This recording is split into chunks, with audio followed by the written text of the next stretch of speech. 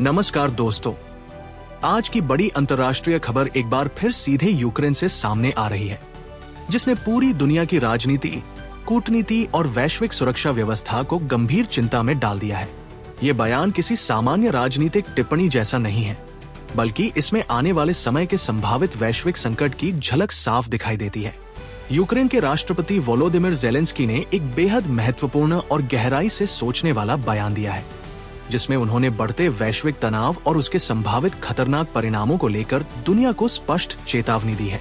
उनका कहना है कि आज दुनिया जिस मोड़ पर खड़ी है, वहां एक छोटा सा नया संघर्ष भी पूरी अंतर्राष्ट्रीय व्यवस्था को हिला सकता है।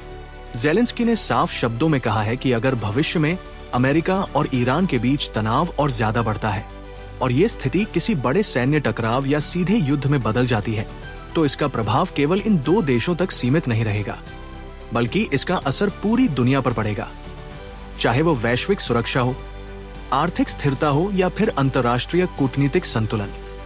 उन्होंने ये भी चेतावनी दी कि ऐसी किसी भी स्थिति में दुनिया का ध्यान, संसाधन और सैन्य सहायता का बड़ा हिस्सा नए संघर्ष की ओर केंद्रित हो जाएगा। इसका सीधा असर उन देशों पर पड़ेगा जो पहले से ही युद्ध या गंभीर सुरक्षा संकट से जूझ रहे हैं, और इनमें सबसे अधिक प्रभावित देश यूक्रेन हो सकता है। आपको बता दें कि यूक्रेन पहले से ही रूस के साथ लंबे समय से चल रहे युद्ध का सामना कर रहा है। ये युद्ध न केवल सैन्य स्तर पर बल्कि आर्थिक और मानवीय स्तर पर भी भारी नुकसान पहुंचा चुका है। यूक्रेन की सुरक्षा काफी हद तक अंतर्राष्ट्रीय सहायता पर निर्भर है, खासकर पश्चिमी देशों पर, जो उसे एयर डिफेंस सिस्टम, मिसाइल सुरक्षा तकनीक, हथियार और अन्य सैन्य उपकरण उपलब्ध कराते हैं। लेकिन ज़ेलेंस्की की चिंता यह है कि अगर दुनिया में एक और बड़ा युद्ध शुरू होता है, तो मौजूदा सहायता प्रणाली पर भारी दबाव पड़ सकता है। विशेषज्ञों के अनुसार अगर अमेरिका और ईरान के बीच तनाव बढ़ता है, तो इसके कई गंभीर परिणाम हो सकते हैं। यूक्रेन को मिलने वाली सैन्य सहायता में देरी या कटौती, अंतर्राष्ट्रीय ध्यान का बंट जाना, रक्षा आपूर्ति श्रृंखला पर दबाव, वैश्विक हथियार और संसाधनों की कमी और युद्धरत देशों की स्थिति और ज्यादा कमजोर होना।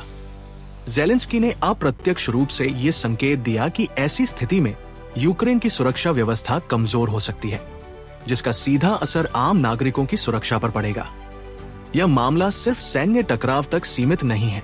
अंतर्राष्ट्रीय विश्लेषकों का मानना है कि अगर ऐसा कोई बड़ा संघर्ष होता है, तो इसका असर कई अन्य क्षेत्रों पर भी पड़ेगा।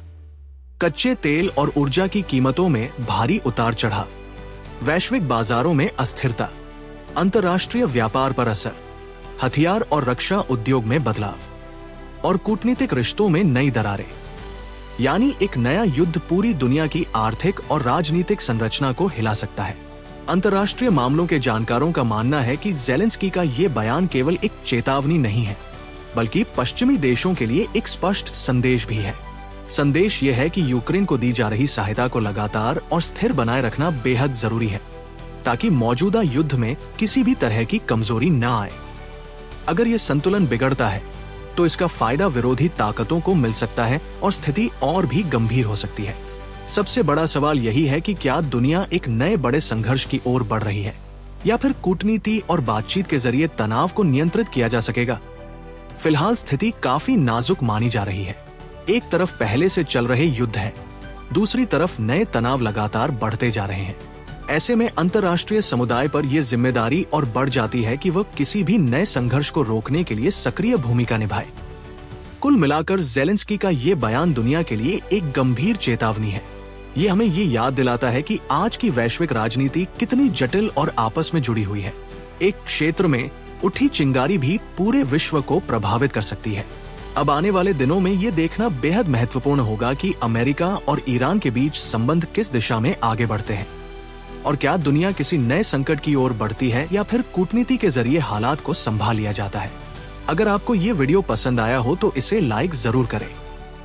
अपनी राय नीचे कमेंट करके जरूर बताएं कि आप इस स्थिति को कैसे देखते हैं, और ऐसी ही बड़ी बड़ी अंतर्राष्ट्रीय और राजनीतिक खबरों के लिए चैनल को सब्सक्राइब करें और बेल आइकन जरूर दबाएं, ताकि हर अपडेट आपको सबसे पहले मिले।